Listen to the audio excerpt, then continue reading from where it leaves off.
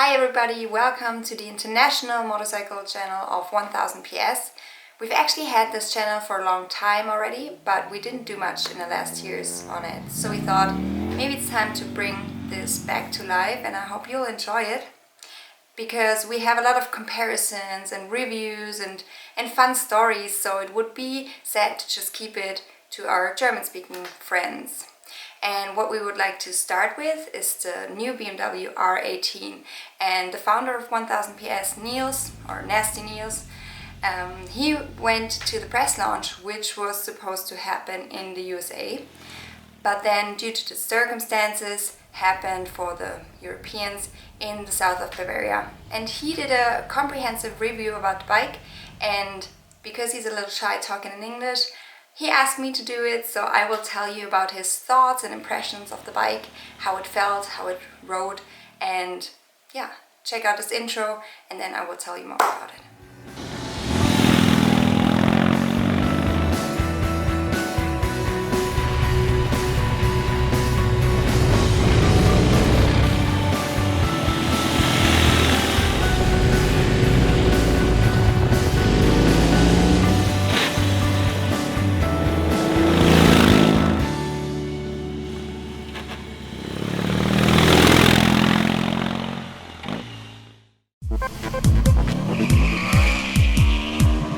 Alright, so this is kind of a new thing for me because usually I would tell you about my thoughts on the bike, but this time, yeah, I wasn't the one who went to the press launch, it was Niels, and he did a very comprehensive review in German about it.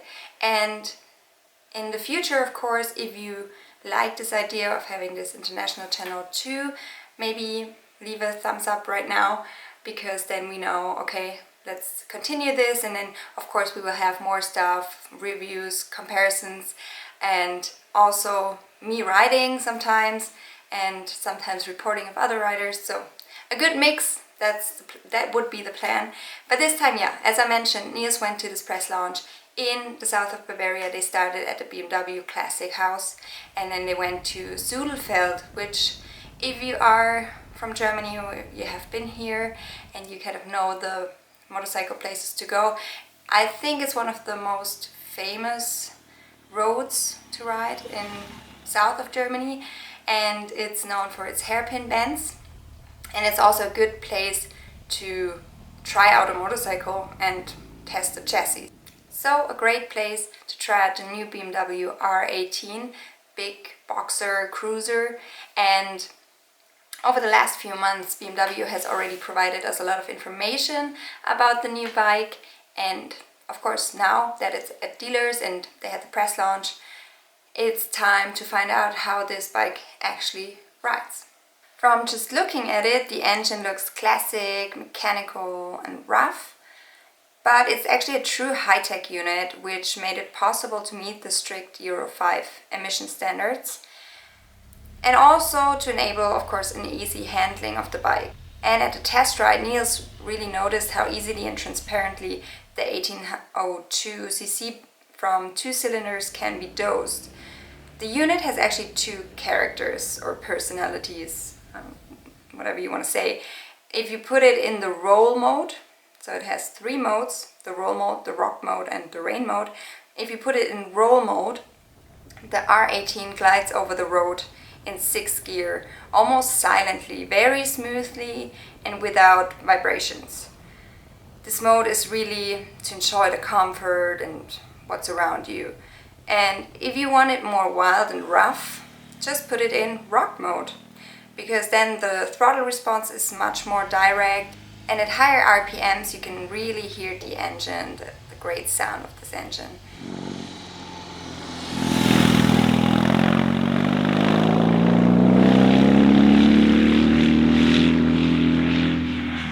Says that especially when pushing, you can feel heartwarming vibrations in the saddle. The third riding mode is the rain mode, as I already said, which Niels luckily didn't need at the test ride because they had really great weather conditions. But he was, of course, very happy about the heated grips in the morning that are very BMW typical. But back to the motor, the R18 features an air oil-cooled 2-cylinder 4-stroke boxer engine, which, as I said before, 1802 cc. It develops 158 Newton meter or 160 foot-pound at 3000 RPM and has a nominal capacity or peak power of 91 horsepower at 4750 RPM. This performance is pretty common for this class, so if you are very familiar with the cruiser world, you won't think that this is outstanding. And Nils describes the riding performance as class standard, but in terms of riding behavior and handling, he says that BMW did a great job. The R18 is equipped with a slipper clutch and track torque control, or engine friction torque control, which both helps, of course, to keep the bike stable when you shift down or decelerate quickly. The massive bike, with its fully fueled 761 pounds or 345 kilograms, is impressively easily and playfully to ride into the radius and to accurately accelerate out of corners. Nils says that it's fascinating how pleasantly and precisely this big cruiser can be moved. The gearbox is also precisely and almost noiseless to shift, so don't be disappointed if you want to hear that clack, clonk sound that you might know from competitive bikes. The brakes and the clutch, they require a firm grip, but it's definitely enough braking power to stop the boxer in time. The R18 has traction control, and as I already mentioned before, it has 3 different riding modes: rock, roll and rain. And Nils expressed some critique about the traction control. He says that this could have been designed a little bit more modern. It's not a dynamic traction control, so cornering sensitive traction control when you are at a leaned angle. And it's relatively rough, but the TC is very easy to disable. It's just a simple push on a button on the left handlebar, which Nils did when he was riding in the perfect weather conditions. The ABS is also not a cornering ABS, but to be honest, this would probably be a little bit much, with a maximum lean angle of 30 degrees for the foldable footrests or 35 degrees until the exhaust scratches. So yeah, it would be really like using a sledgehammer to crack a nut. The part integral ABS works well though, and it decelerates the bike well in corners and it keeps the bike stable on course.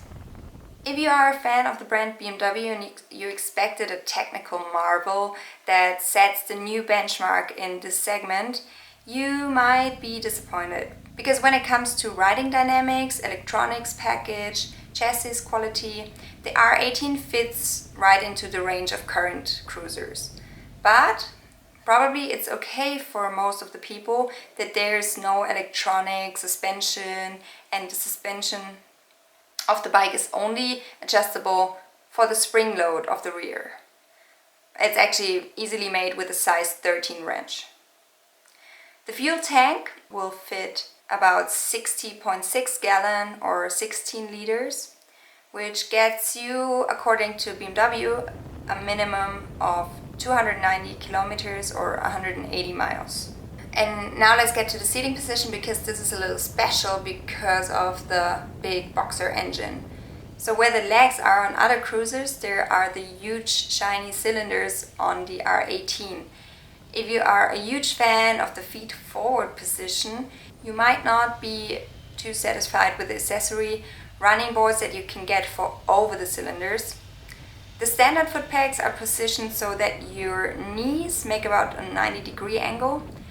And at the test ride, Nils found himself trying to put his legs more forward. But after a few kilometers or miles, he felt quite comfortable in that position and in the saddle. By the way, he is 185 centimeters or 6.1 feet tall, in case you wondered. The taller your legs are, the more challenging it might probably be to find a good seating position. That's what Nils' guess is. But the boxer engine is where it should be, and Nils appreciates that BMW stays authentic and to their line and just keeps it like that. And as already mentioned, there's accessory available to position the feet more forward. In his review of the BMW R18, Nils emphasizes many times how much he loves the classic and high quality design of the bike. He even reported that it was kind of hard not staring at, and now his words, at this huge thing between my legs all the time. And he's of course obviously talking about the shiny boxer engine. So yeah, there's a risk of distraction there, but what he appreciates is that what looks like metal is actually metal on the bike, and the owner of it will mostly have a huge pride of ownership. There's quite a few followers who texted Nils before on his Instagram when he asks about questions on the bike, that they complained about the way the exhaust looks, and he has to confirm that when he just looked at the photos before, that the exhaust kind of looks a bit chunky or ungraceful, but seeing it in person, he says he would not want to choose it any other way. He really loved the design of it, and he says it just fits right perfect with this bike. So yeah, I'm excited to see it in person soon too and make my own picture of that. Of course, it's all a matter of taste, but the cool thing is that there's so many accessories that you can get for this bike online. If you check on the website, it's really a catalog, and you can put everything you want in the basket and configure your bike the way you want it to be. Of course, it's not cheap, so make sure your bank account has sufficient money on it. Alright, that's about it from Nils' review about the BMW R18, and I really hope you enjoyed this video, because it would be great to do more of these in the future. Of course, then maybe on scene, sometimes me in the saddle, sometimes others in the saddle, interviews, events, fun stories, action. So yeah, leave a comment. How did you like it, and how did you like the bike? Have you ridden it before? Maybe you want to share your experience. I would really love to read it, and probably other users too. And then yeah, hopefully see you next time. Take care everyone, ride safe, and bye bye.